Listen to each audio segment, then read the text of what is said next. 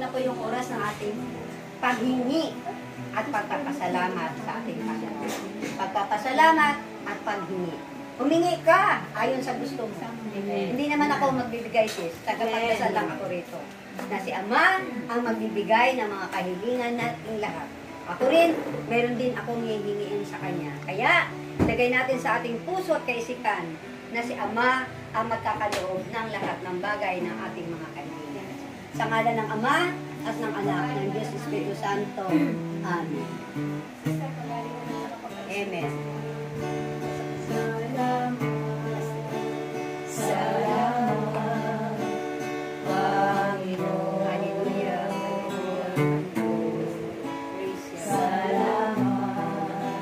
Salamat sa pag-ibig mo, Espiritong pangako, ngayon'y aming tinatanggap.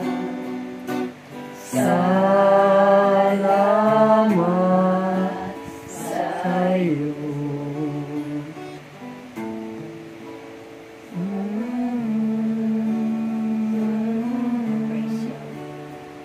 Amang banal, Diyos na dakila, Amang Yahweh, magandang hapon sa iyo, Ama. Ama, narito kami ng iyong mga anak, nagpupuri at nagpapasalamat ng buong puso, Ama. Dahil sa mga kabutihang ginagawa mo sa buhay namin. Maraming salamat, Ama, sa kalakasan, sa kagalingan, at higit sa lahat, Ama, sa mga pagpapala na patuloy mong kinakakaloob mo sa bawat isa sa amin. Kaya, Ama, sa hapong ito, alam ko, Ama, na ikaw ay kasama namin sa lugar na ito. Nandarito ka ngayon sa kalagitnaan namin. Kung ano man ang aming mga kailangan, Ama, alam kong ikaw ang magkakaloob ng lahat ng Ama, bago ako hihingi at hihiling sa aking mga kapatid. Tunay nga po, Ama, na marami kaming pagkukulang sa iyo. Batid mo, Ama, at saliksik mo ang bawat puso namin. Hihingi kami ng kapatawaran, Ama. Patawarin mo kami sa aming mga pagkukulang sa amin, sa iyo, Ama, sa pamagitan ng aming kapwa. Kaya sa hapong ito, bago ako hihingi sa iyo, Ama, naway mapatawad mo ang bawat isa sa amin. Patawarin mo kami, Ama, sa aming mga pagkukulang sa iyo. At higit sa lahat, Ama, sa aming kapwa. Kaya, Amang Banal, sa mga oras na ito, ang pangako mo, Ama, sana may 2-3 nakakatito, nandito ka ngayon. Alam ko, Ama, kanina pa, may kasama ka namin.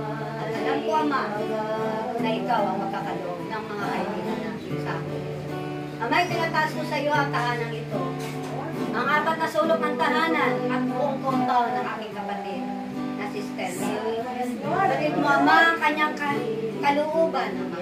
Batid mo, Ama, ang kanyang mga kahilingan sa mga oras nito. At nababatid mo, Ama, ang kanyang isip. Ang nasa isip ngayon ni Sister Mary ay para sa kanyang pamilya. Nawa, Ama, ipagkaloob mo sa kanya ang mga kahilingan niya. Ipagkaloob mo ito sa kanyang mga anak. At higit sa lahat, Ama, hinihiling ko pa rin. Patuloy mo siyang bigyan ng kalakasan at kagalingan, Ama, para patuloy siyang makapaglingkod sa iyong mga gawain. Batid mo yan, Ama. Nawa, ang kanyang mga kapatid na nandito ngayon, Ama. Nawa ito yung simula na sila'y magpapatuloy na sa mga gawain mo, Ama. Hikuin mo sila, Ama. Pwede po ba, Ama? Para ang arte na ito ay muling magbuksan. Kahabag-habag naman ang mga tao dito. Yes, Lord. Natunay nga po, Ama, gamitin mo sila. Yes, Lord. Sa pamagitan nila, Ama, ay muling mabubuhay ang pananampalataya at pananalig ng mga tao sa lugar na ito. Alam ko, Ama, na ikaw ang tiid, Lord. Ikaw ang gagamitin. Ikaw lamang talaga, Ama, sa pamagitan ng aking mga kapatid na ito. At ganoon din, Ama, mga anak ni Sister Mary, Lord. Hindi ko man sila isa-isahin. Ang buong compound na ito, ang lahat na nakarinig ng iyong mga salita. Naway buksan mo ang kanilang tenga, ang kanilang isip, ang kanilang mga mata, ang kanilang puso. Natanggapin ka, Ama. Natunay nga po, Ama, na wala kaming magagawa kung hiwalay kami sa iyo. Wala kaming magagawa kung hiwalay kami sa iyo. Kaya, Ama, patid mo ang bawat puso namin sa hapong ito. Alam ko, Ama, na gumawa ka na ng himala sa aking mga kapatid. Natunay nga po, Ama, na ikaw lamang at tanging ikaw lamang ang magpapagaling sa bawat isa sa atin. Batid mo yan, Ama, na ikaw lamang ang aming inaasahan, wala nang iba. Ikaw lamang talaga. At tunay nga po, Ama, sa aming pagtitiwala at paganalig sa iyo, Ama, sa hapong ito, ay gagawa ka ng himala sa bawat isa sa amin. Sa bawat tahanan ng aking mga kasistera, naway hipuin mo rin ang kanyang mga mahal sa buhay, na ikaw lamang at tanging ikaw lamang, Ama, ang makakagawa ng mga bagay na ito. Kaya, Ama, sa hapong ito, ang lahat ng aming mga kahilingan, ang kahilingan ko ay pinagkaloob mo na sa bawat isa sa amin. Sa pangalan ng iyong bugtong na anak na si Jesus. Nananalig ka po, Ama, at sumasampalataya sa mga oras na ito. Sa pagbabalik namin, ay nandirito ng aking mga kapatiran sa mga lugar na ito kung saan ginaganap ang gawain ng aking kapatid na Sister Mary. Gamitin mo, Sister Mary, Lord, sa mga kapatid namin dito. At tunay nga po, Ama, na tanging ikaw lamang ang makakagawa. Ipunin mo silang lahat at ipunin mo sa lugar na ito. At siya, nagagawa ka ng himala sa bawat isa sa amin. Kaya, Ama, sa hapong ito, inaangkin ko na ang kahilingan namin ng bawat isa. At sa aming pag-uwi, Ama, samahan mo kami ng iyong libo-libo mga anghel. Isiyan mo kami, Ama, na tunay nga po, Ama, na ikaw lamang ang makakagawa nito. Kaming lahat na narito ngayon ay inaangkin na namin ang aming mga kahilingan sa pangalan ng iyong bugtong na anak na si Jesus, na aming tagapagligtas. Amen. Kaya kung sino ang sisira sa gawain ito, ikaw na masamang espiritu ng kaguluhan, kahirapan, problema, sakit, karamdaman, out sa lugar na ito. In Jesus' name, lumayas ka sa lugar na ito. In Jesus' name.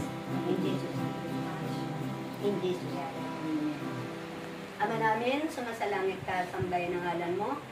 Mapasa amin ang kaharian mo, sundin ang loob mo dito sa lupa, parang sa langit. Bigay mo kami ng araw-araw, dahil ang pagkawal namin sa kasalanan. Huwag mo pinagtulad sa puso at Ave Maria, napupuno ka ng grasya, ang Panginoong Diyos ay sumasa iyo.